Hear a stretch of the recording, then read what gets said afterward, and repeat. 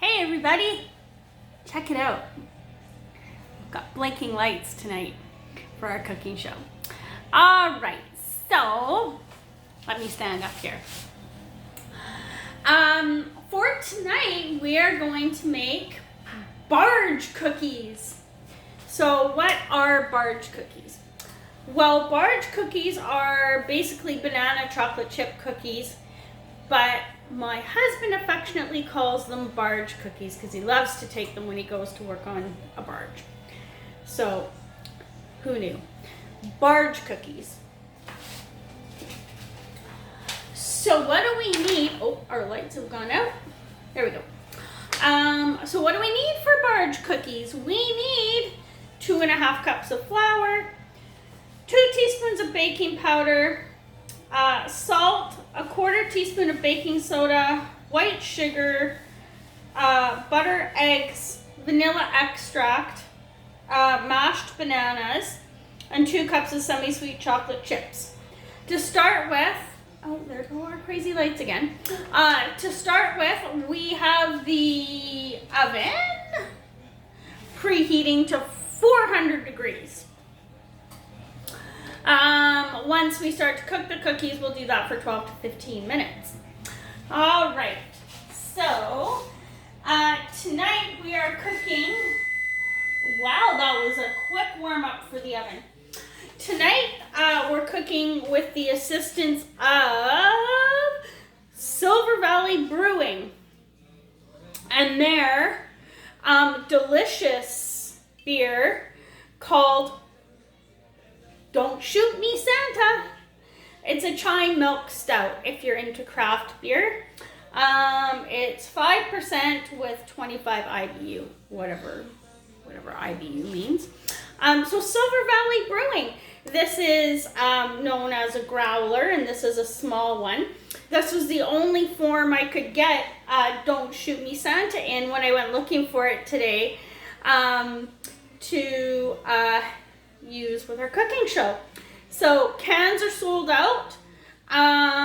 Bomber bottles. Let me show you what a bomber bottle is. Hang on 1 second. Let's go into the fridge. Oh, big reach. That's what a bomber bottle looks like. Just a large beer bottle. This one is, oh, everything Zen. Gotta remember to crack that one open. Maybe we'll do another cooking show with a bomber bottle of everything Zen. All right. So this is the only way that we were able to get Don't Shoot Me Santa was in a growler today. They still have some left at the brewery. And you can get cans at liquor stores, but in limited supply. So there you go. Don't Shoot Me Santa. And if you want to see what Don't Shoot Me Santa looks like, there you go. And it is delicious. So good. All right. So, I know I kept buying bananas, forgetting about them, bought more, forgot about those too. So we have a bowl full of very well ripened bananas, which is what we're going to use for this. Now, obviously not the whole bottle, or whole bowl, wow, but a cup of them. The other ones we'll probably use for maybe one of our next upcoming cooking shows, which will do a banana bread made with yogurt, which is, oh, and sour cream, which is so good too. All right. Let's talk eggs for a moment. So, if you can, look at these. My husband says they taste way better than store-bought eggs. These ones are just a couple days old. Check out your local farmers and see if they have any farm fresh eggs. Cheaper than you're going to get at the grocery store. You're supporting a farmer, and they are probably going to be a healthier, better egg for you. And the chickens are going to be probably much happier chickens, and so better for everybody all around. I'm not a huge egg eater. No fried eggs, no scrambled eggs, nothing like that. So I don't know the difference. But he says that there is a huge difference. And when you crack these eggs to cook them, like fry them, scramble them, whatever, the yolks look a little different. They just look like a better quality. These ones were $5 for the dozen, which again, if you're gonna get a higher quality egg, like a free run chicken egg at the grocery store, it's probably gonna be a lot more than $5. So $5 for the dozen. And I don't know about your area, but our area has groups for regular egg drop-offs. So you can arrange to have eggs dropped off at your house once a week, twice a week, whatever your family needs. So yeah, so there you go. Farm fresh eggs. Support your farmers where you can. All right. So to get started, what we're gonna do, let's take a look at the blades for the mixer. So we're gonna use a stand mixer for this. So you've got your two blades. This flat blade will work just fine for this recipe. It's not like the Elf shortbread that we made where you really did need the dough hook because it was a heavier dough. This one will work just fine. All right.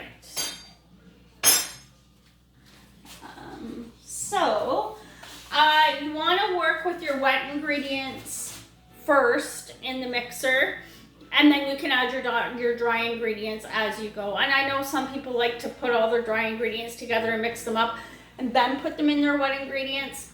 We're not going to do that. We're just going to throw everything in the bowl and make barge cookies is really what we're going to do here. All right, so I'm going to peel up 1 cup of bananas, and then we'll be right back to start adding our ingredients to the mixer. So sit back and enjoy a sip of wine, craft beer, whatever your beverage might be for this beautiful Friday night. Hi, okay, and we're back. So in the mixer, I have put the 2/3 of a cup of softened butter, the cup of bananas, and the 2 eggs, and I've just given them a quick mix. So my bananas were soft enough that I didn't have to mash them with an actual masher. I was able to just put them in the mixer, and the mixer did that part for me. So make sure your bananas are good and ripe. Fresh, not quite ripe bananas, or fresh, just ripe bananas from the grocery store are probably not going to cut it for a recipe like this. You want overripe, nice, not rotten, but overripe, softer bananas for this. Okay, yeah, so I've given it a quick mix, and now, and you can see, let me help you out here. Look at that, no drama with the mixer tonight. No flour everywhere. Yes, success. If you saw our Elf shortbread cookie recipe, you would know that there literally was flour everywhere with that one. All right, let's turn some lights on and get going with our dry ingredients. And yes, I did wash my hands. So a healthy pinch of salt for this. Let's put this top up. Oh, there we go. All right. If you want to get more precise with the salt,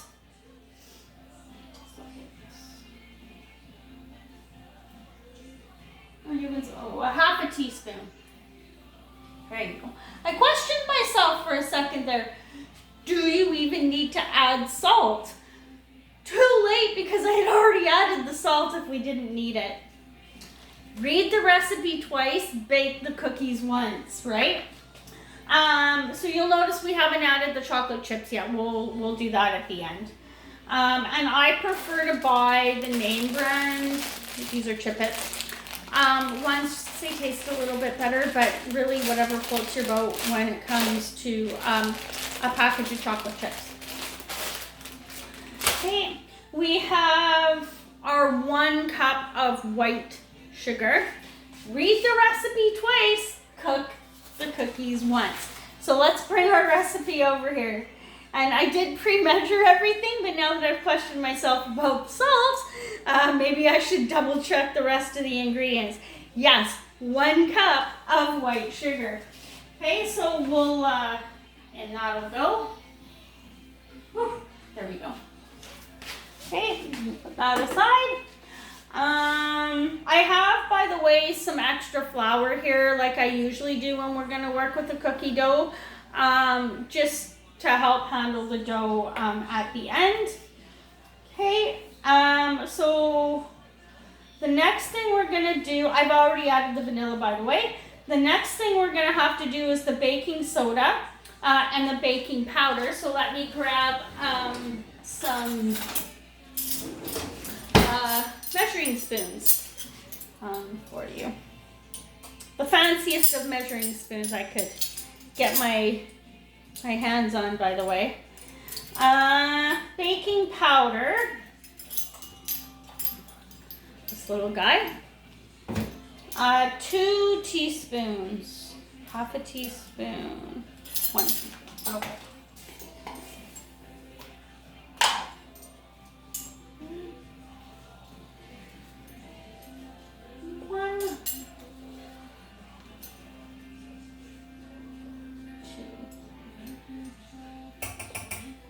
There we go. Okay. And for the baking soda, the measurements for this recipe are probably the wackiest measurements for a cookie recipe I think I've ever come across. 2/3 of a cup of butter? I had to look that up to figure that out. And I was like, I don't think I have anything that'll measure 2/3 of a cup. So I went to Google and I said, Google, how many tablespoons are in 2/3 of a cup of butter? Because I figured that would be way easier to measure. And one of the many measuring devices I have, turns out it's 10 tablespoons plus 2 teaspoons of butter. And then I managed to find a measuring cup that had 2/3 on it. So there I was able to get my 2/3 of butter. But a 1/4 teaspoon of baking soda. Well, oh, look at that. Maybe I should go buy a lottery ticket. 1/4 teaspoon right there. Woo! Yes! All right. Makes me excited when it works like that. All right, baking soda, 1/4 teaspoon. Maybe I should stop the cooking show and go and buy a lottery ticket, right? Okay, so there we go. So we've added our baking powder, our salt, our baking soda, our sugar, our butter, our eggs, vanilla, our mashed banana. So the only 2 ingredients really left to add are the flour and the chocolate chips. I'm gonna give this a bit of a whirl in the mixer now before I add the flour. And then we'll add the flour a little bit at a time. So we'll be right back. Okay, and we're back. All right, so we got the mixer going on slow, and I've added a little bit of the flour already. I'd say maybe about half of it, just to get it started. So we'll take a look, and then I'm gonna go in with this and add the rest of the flour.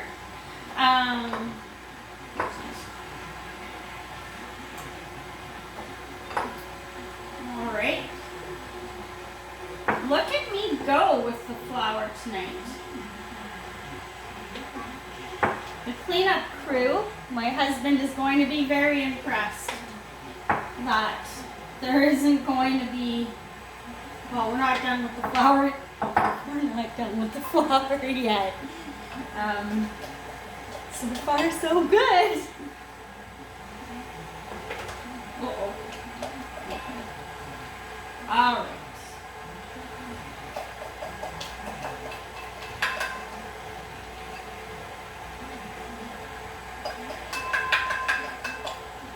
Last little bit out. There we go.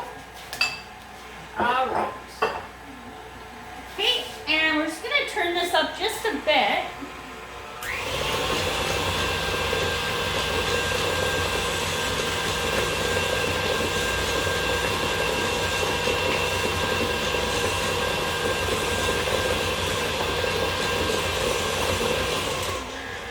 All right, a little bit of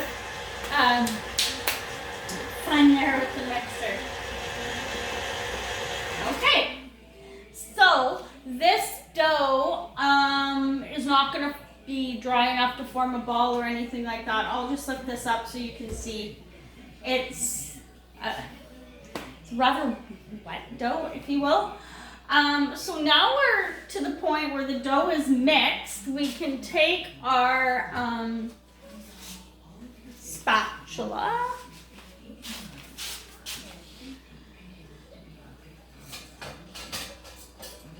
Oh. Wooden spoon, I'll improvise. And just get it off of the blade.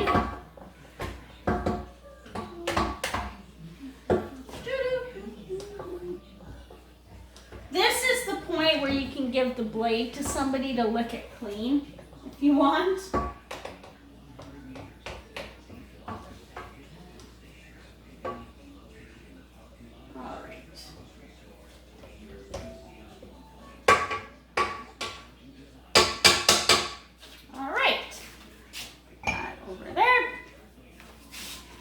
Take the bowl off the stand mixer, push that out of the way, and now this dough, we can stir it. And I always like to give it, a good stir, because I find with these stand mixers sometimes they don't do the greatest job of getting any dry ingredients from the very bottom mixed in with the dough that well. All right, and so just so you can see the consistency, oopsies, of the dough, there you go. Okay. All right, so at this point we can add our package of chocolate chips. The whole package, unless you're some sort of crazy person that doesn't like chocolate chips all that much, but yeah, so the whole package, and give that a good stir. Oh boy, I think I need to hit the gym a little bit more and work those muscles. All right.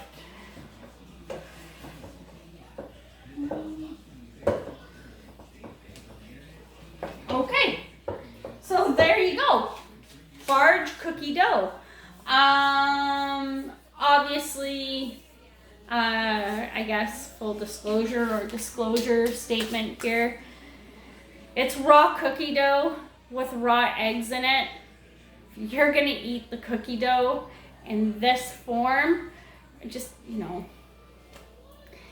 sense, salmonella, raw eggs, possibility. So, full disclosure, it looks good, it smells amazing, but yeah, if you eat it in this form, yeah, that's on you. Okay, all right, so our oven has preheated to 400 degrees. So at this point, we are going to be able to put the cookies onto a cookie sheet to cook them and show you what the final product looks like. So I'm going to pull out a cookie sheet. I prefer to cook these on parchment paper on the cookie sheet, and get some of these lined up so you can see what they should look like before they go into the oven. Cheers, everybody. We'll be right back. Hey, everybody. Okay, so we're back. So this is what the cookies should look like after you've dropped them onto some parchment paper. I get 6 per tray. That just happens to be what I get. I used a tablespoon to scoop out the dough. So it's a heaping tablespoon really for each cookie. So into the oven, these will go for 12 to 15 minutes. And again, the oven is at 400 degrees.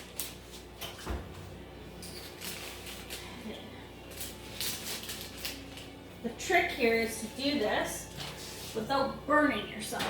Oh, my goodness. Okay, there we go. All right.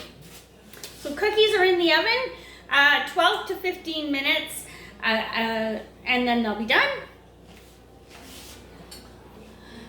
So cheers, and we'll be right back probably in a couple of minutes here to show you what the finished product looks like. Hey everybody, and we're back. Barge cookies. So this is what they look like when they're done. Let them cool first. They smell so delicious. So again, banana chocolate chip cookies, also known as Barge cookies. We'll put our handy dandy tray down. Again, we used Cheers. Don't Shoot Me Santa beer from Silver Valley to help us with cooking our Barge cookies tonight. This recipe will make approximately 18 cookies. If you wanted to, you could probably add coconut. Give that a whirl. Leave me some comments and let me know if that worked out for you. Cheers, everybody, and Merry Christmas.